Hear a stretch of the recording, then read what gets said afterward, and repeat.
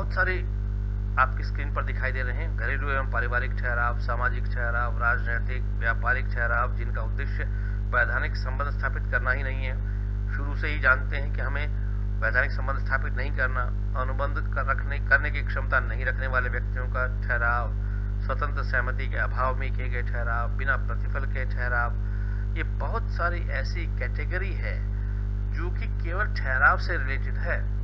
इनको लेकर आप कोई अनुबंध नहीं बना सकते। इनमें से किसी भी एक चीज को लेंगे तो उसमें प्रवर्तनीयता की कहीं ना कहीं कमी होगी।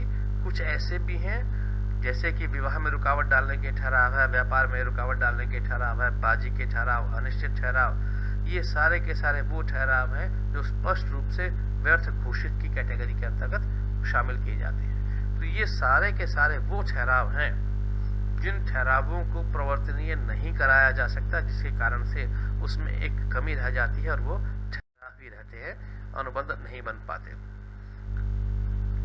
घरेलू और पारिवारिक ठहराव को समझने के लिए एक केस है जो कि बेल्फोर वर्सेस बेल्फोर का है। थोड़ा ध्यान से समझने की कोशिश करें, क्योंकि कई बार एग्जाम में यही केस आ जाता है और ये कहा जाता है कि इस केस की डिटेल को समझाने की कोशिश कीजिए या संक्षेप में केस की व्याख्या कीजिए। बेल्फोर वर्सेस बेल्फोर एक पति पत्नी का केस है। मिस्टर बेल्फोर इंग्लैंड के निवासी थे और श्रीलंका में नौकरी करते थे। छुट्टियों में वे अपनी पत्नी के साथ इंग्लैंड चले गए। वापसी के समय श्रीमती बेल्फोर अस्वस्थ हो गई। श्री बेल्फोर अकेले ही श्रीलंका नौकरी पर आ गए, परंतु उन्होंने आते समय अपनी पत्नी से प्रतिमाह 30 पाउंड राशि खर्च के लिए देने का वादा किया, जिसे उन्होंने स्वीकार कर लिया उनकी पत्नी ने। कुछ समय तो दोनों पति पत्नी के बीच संबंध ठीक रहे और कुछ समय पश्चात दोनों के बीच विवाद हो गया। विवाद होने के कारण मिस्टर बेल्फोर ने उस राशि का भुगतान करना बंद कर दिया। बाद में विवाद जब ज्यादा बढ़ गया दोनों के बीच, तो दोनों के मध्य तलाक हो गया। मिसेस बेल्फोर ने कोर्ट में अर्जी दायर की कि मेरे साथ इस तरह का एक अनुबंध किया गया था जिसमें मिस्टर बेल्फोर मुझे 30 पाउंड प्रतिमाह देने के वादा किया था, किंतु वो दे नहीं रहे, कृपया मुझे बकाया राशि भी दिलवाई जाए। कोर्ट ने यह निर्णय दिया कि पक्षकारों का उद्देश्य वैधानिक संबंध स्थापित करना नहीं था।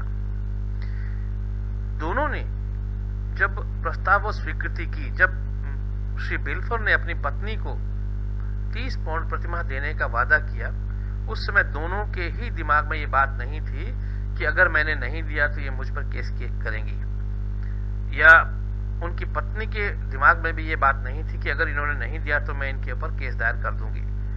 जब तक दोनों के मस्तिष्क में वैधानिक संबंध स्थापित करना नहीं हो, तब तक ये ठहराव ही रहेगा।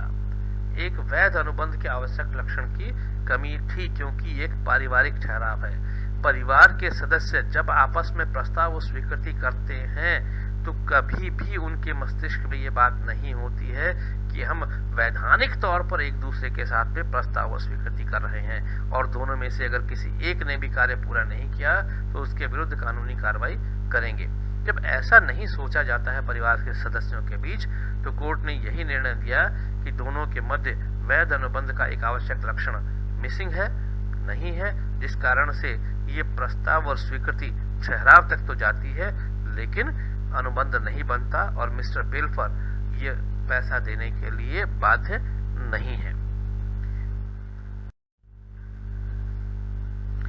ये वीडियो देखने के लिए आप सभी का धन्यवाद।